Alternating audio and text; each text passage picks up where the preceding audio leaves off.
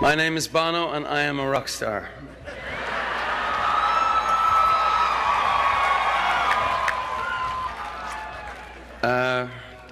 Don't get me too excited, because I use four-letter words when I get excited.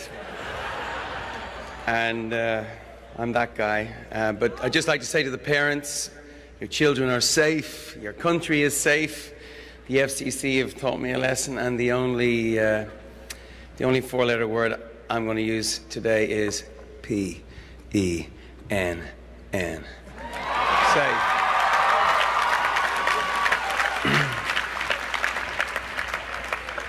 Actually, come to think of it, Bono is a four-letter word. The whole business of obscenity, I don't think there's anything certainly more unseemly than the sight of a rock star in academic robes.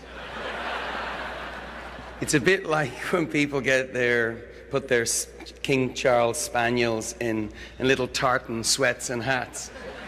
It's not natural. And it doesn't make the dog any smarter. It's like, no. But it's true, we were here before with you two, and I would like to thank them for giving me a great life as well as you. I got a great rock and roll band that normally stand at the back when I'm talking to thousands of people in a football stadium.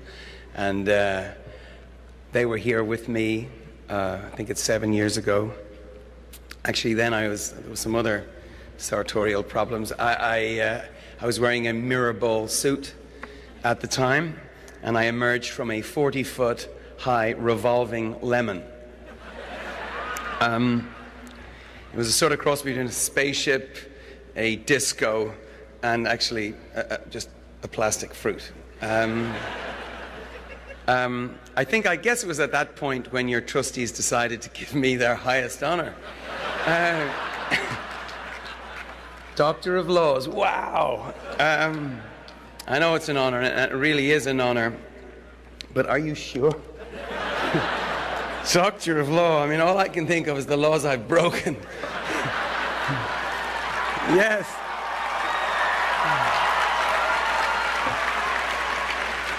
Laws of nature, laws of physics, laws of the Commonwealth of Pennsylvania. And on a memorable night in the late 70s, I think it was Newton's law of motion, sickness, or something. But no, it's true, my resume reads like a rap sheet. I have to come clean. I've broken a lot of laws, and the ones I haven't, I've certainly thought about. I have sinned in thought, word, and deed. God forgive me. Actually, God forgave me, but why would you? I'm here, getting a doctorate, getting respectable, getting in the good graces of the powers that be. I hope it sends you students a powerful message. Crime does pay.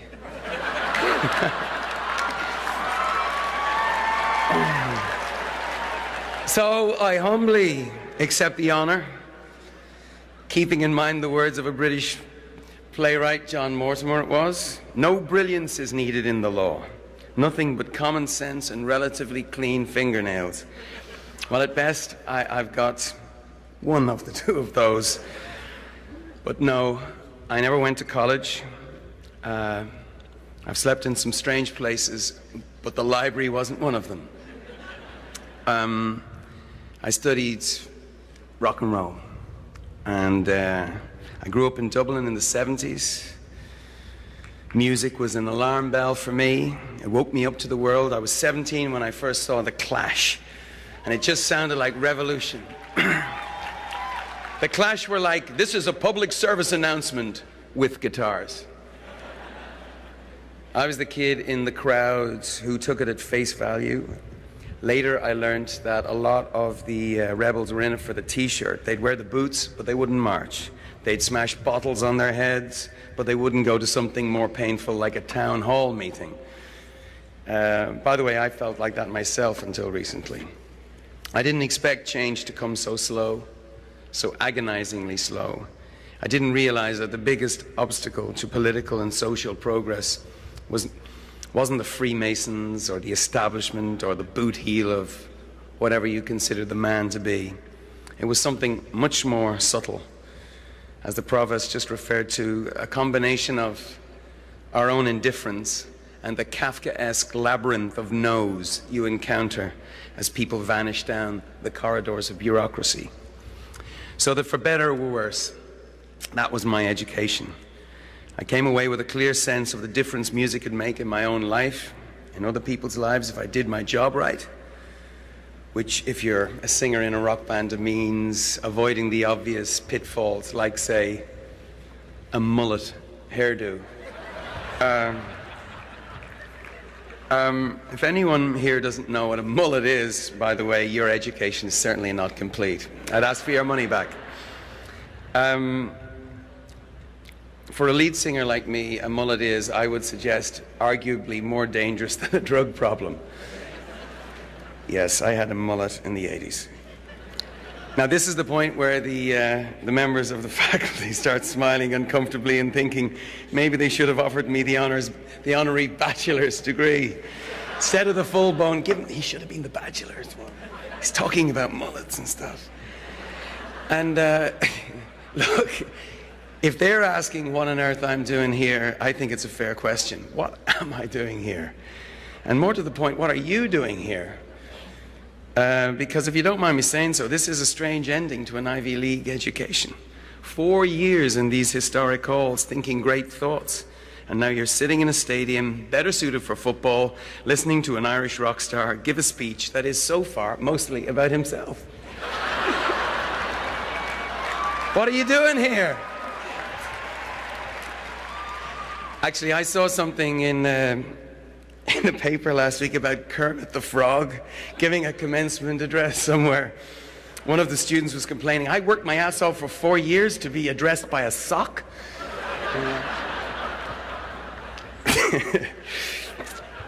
You have worked your ass off for this. For 4 years, you've been buying, trading, and selling everything you've got in this marketplace of ideas, the intellectual hustle. Your pockets are full, even if your parents are empty, and now you got to figure out what to spend it on. Well, the going rate for change is not cheap. Big ideas are expensive. The university has had its share of big ideas. Benjamin Franklin had a few, so did Justice Brennan, and in my opinion, so does Judith Rodin. What a gorgeous girl.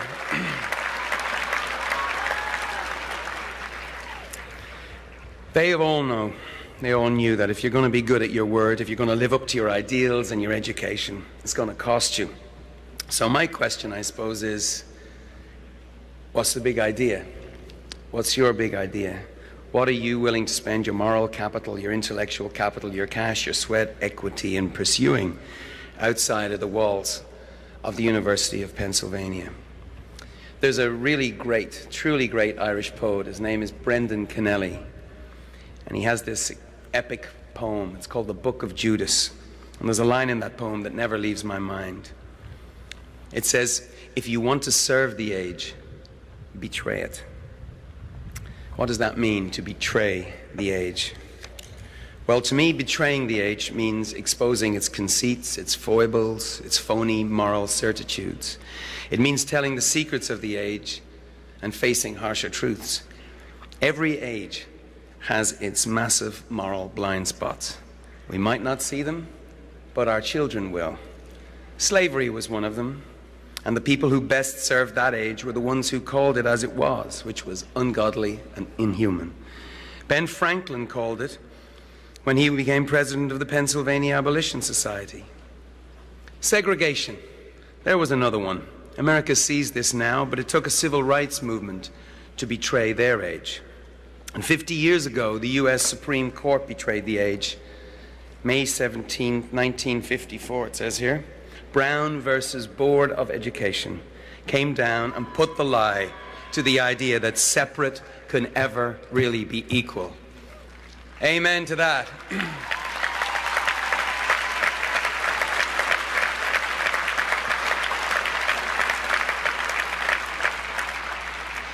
Fast forward 50 years, May 17th, 2004. What are the ideas right now worth betraying? What are the lies we tell ourselves now? What are the blind spots of our age? What's worth spending your post-Penn lives trying to do or undo? It might be something simple. It might be something as simple as our deep down refusal to believe that every human life has equal worth. Could that be it? Could that be it?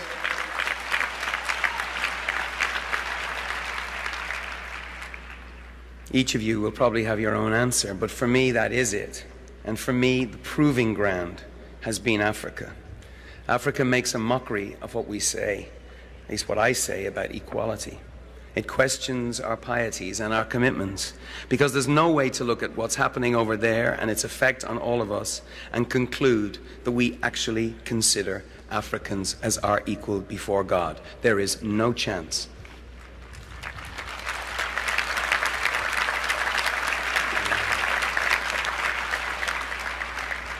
An amazing event happened here in Philadelphia in 1985. Live Aid, that whole We Are the World phenomenon, the concert that happened here.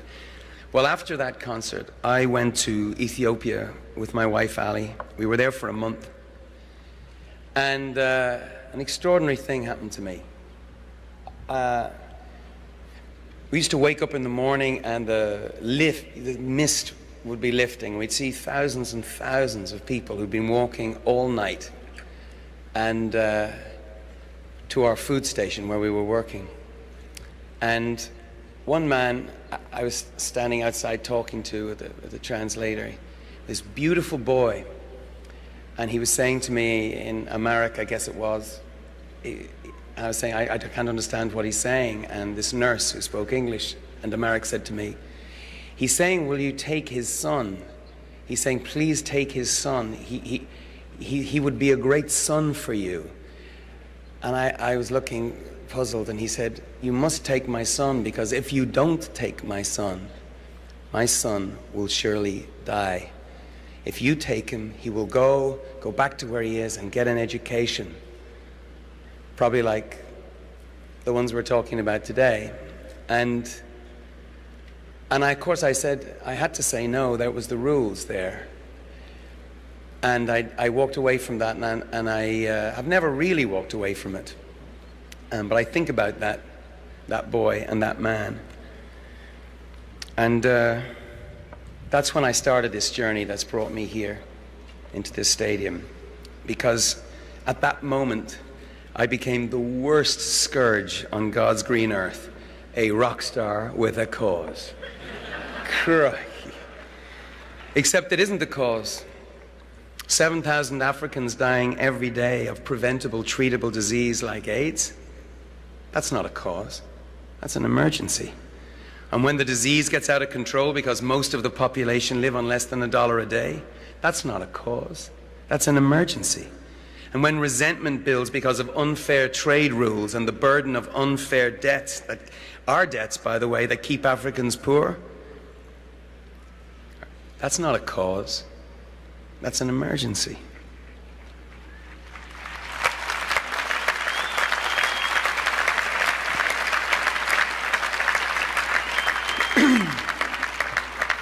So We Are the World Live Aid started me off.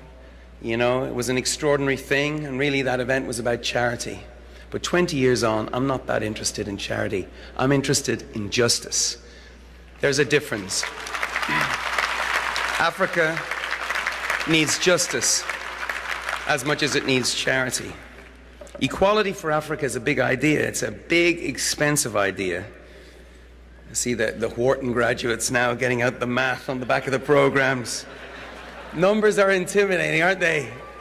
But not to you. But the scale of the suffering and the scope of the commitment, they often numb us into a kind of indifference. Wishing for the end to AIDS and extreme poverty in Africa is like wishing that gravity didn't make things so damn heavy. We can wish it, but what the hell can we do about it? Well, more than we think. We can't fix every problem. Corruption, natural calamities are part of the picture here. but the ones we can, we must. The debt burden, as I say, unfair trade, as I say, sharing our knowledge, the intellectual copyright for life-saving drugs in a crisis. We can do that. And because we can, we must. Because we can, we must. Amen. Sorry. This is the straight truth, the righteous truth. It's not a theory, it's a fact.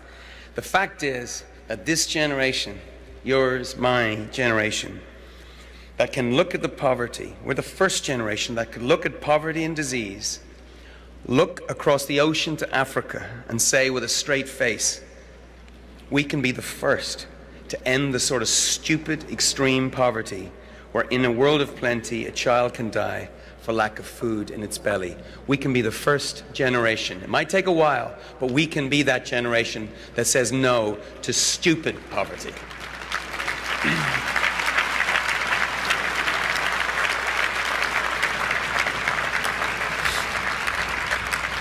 It's a fact. It's a fact. The economists confirm it. It's an expensive fact, but cheaper than, say, the Marshall Plan that saved Europe from communism and fascism. And cheaper, I would argue, than fighting wave after wave of terrorism's new recruits. That's the economics department over there. Very good. It's a fact, so why aren't we pumping our fists in the air and cheering about it? Well, probably because when we admit we can do something about it, we've got to do something about it. For the first time in history, we have the know-how, we have the cash, we have the life-saving drugs, but do we have the will? Yesterday, here in Philadelphia, at the Liberty Bell, I met a lot of Americans who do have the will. Are you here? There's the 3 million of them over there. From arch-religious conservatives to young secular radicals. I just got an incredible, overpowering sense that this was possible yesterday. We're calling it the One Campaign, to put an end to AIDS and extreme poverty in Africa. They believe we can do it. So do I. I really, really do believe it. And I just want you to know, I think this is obvious, but I'm not really going in for the warm, fuzzy feeling thing. I'm not a hippie. I do not have flowers in my hair. I come from punk rock, all right? The Clash wore army boots, not Birkenstocks, all right? I believe America can do this. I believe that this generation can do this.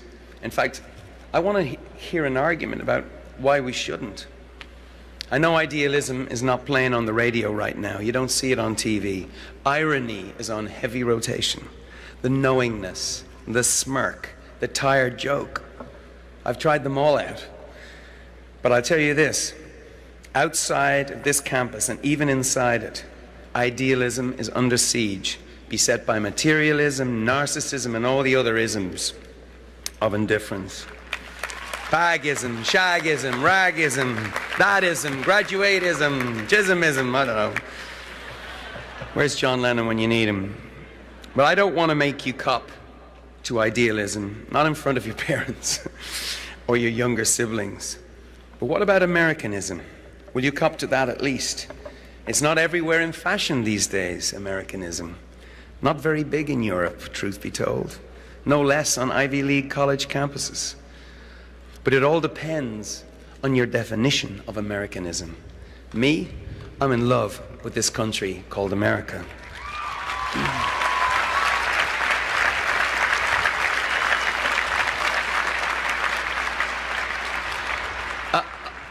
I'm a huge fan. I'm a huge fan of America. I'm like one of those annoying fans. You know, the ones that read the CD notes and follow you into bathrooms and ask you all kinds of annoying questions about why you didn't live up to that, you know. I'm that kind of fan. And I've read the Declaration of Independence, and I've read the Constitution of the United States, and they are some liner notes, dude. And as I said yesterday, I made my pilgrimage to Independence Hall. And I love America because America is not just a country, it's an idea. You see, my country, Ireland, is a great country, but it's not an idea. America is an idea, but it's an idea that brings with it some baggage, like power brings responsibility. It's an idea that brings with it equality, but equality, even though it's the highest calling, is the hardest to reach. The idea that anything is possible, that's one of the reasons I'm a fan of America. It's like, hey, look, there's the moon up there. Let's take a walk on it. Bring back a piece of it. That's the kind of America that I'm a fan of. And in 1971, actually no, in 1771, not great for glam rock that year, but your founder, Mr. Franklin, spent 3 months in Ireland and Scotland to look at the relationship they had with England and see whether this could be a model for America. Whether America should follow their example and remain a part of the British Empire. Franklin was deeply, deeply distressed by what he saw. In Ireland, he saw how England had put a stranglehold on Irish trade, how absentee English landlords exploited Irish tenant farmers, and how those farmers, in Franklin's words, lived in wretched hovels of mud and straw, were clothed in rags, and subsisted chiefly on potatoes. Not exactly the American dream. So instead of Ireland becoming a model for America, America became a model for Ireland in our own struggle for independence. And when the potatoes ran out, millions of Irish men, women, and children packed their bags, got on a boat, and showed up right here. And we're still doing it. We're not even starving anymore. Loads of potatoes. In fact, if there's any Irish out there, I've breaking news from Dublin. The potato famine is over. You can come home now. Sorry. But why are we still showing up? Because we love the idea of America. We love the crackle and the hustle. We love the spirit that gives a finger to fate. The spirit that says there's no hurdle we can't clear and no problem we can't fix. Uh-oh, here comes the Brits. Only joking. Yeah, no problem we can't fix. So what's the problem that we want to apply all this energy and intellect to?